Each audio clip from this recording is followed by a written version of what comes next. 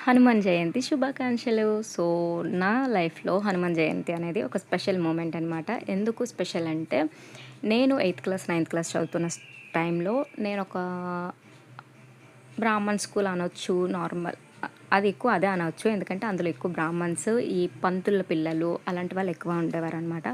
So, ఆ టైంలో ఏంటంటే, మాకు ప్రేయర్‌లో హనుమాన్ చాలీసా, హనుమంతుడి స్టోరీ అన్నీ చెప్పేవారనమాట.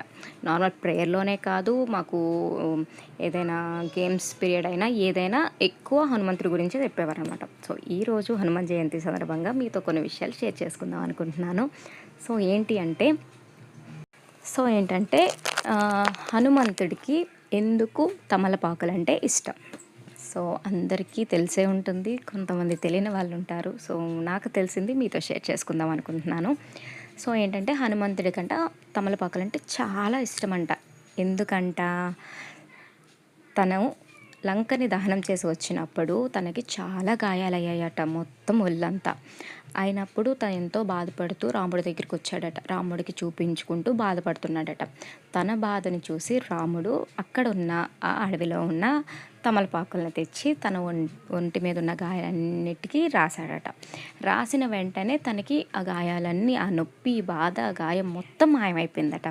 అయిపోయిన వెంటనే హనుమంతుడే అతను ఒక దేవుడు, కానీ అతనే ఆశ్చర్యపడి రాముడి చేత్తో నాకు తమలపాకులు రాయడం వల్ల నా ఒంటి మీద గాయాలన్నీ అయిపోయాయి, నేను ఇప్పటి వరకు బాధపడుతుందంతా పోయింది అనేసి ఆశ్చర్యపడి సుగ్రీవుడితో చెప్పాడట, నన్ను మొక్కిన వాళ్ళకి నా జయంతి రోజు ఎవరైతే నాకు ప్రీతికరమైన తమలపాకులు తెచ్చి పెడతారో లేదా దండ చేసి వేస్తారో వాళ్ళు కష్టాల్లో ఉన్నప్పుడు నాకున్నంత శక్తిని, నాకున్నంత ధైర్యాన్ని వాళ్ళకి అండగా నేను నిల్చుంటాను, వాళ్ళకి అంత ధైర్యాన్ని నేను ఇస్తాను, వాళ్ళ వెనక నేను ఉంటాను.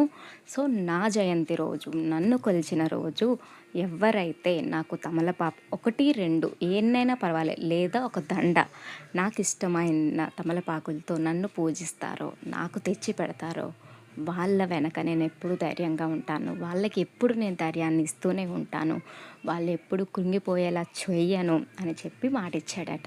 సో, అందుకనే ఆనాటి నుంచి ఈనాటి వరకు హనుమంతుడి జయంతి రోజు ఖచ్చితంగా తమలపాకు 1, 2 నీ దగ్గర ఎన్నుంటే అన్ని, ఎక్కువగా ఉంటే మాల చేసి పెట్టడం, తక్కువగా ఉంటే ఒక్కటైనా అతని కాళ్ళ వద్ద పెట్టడం అనేది ఖచ్చితంగా చేయాలంట.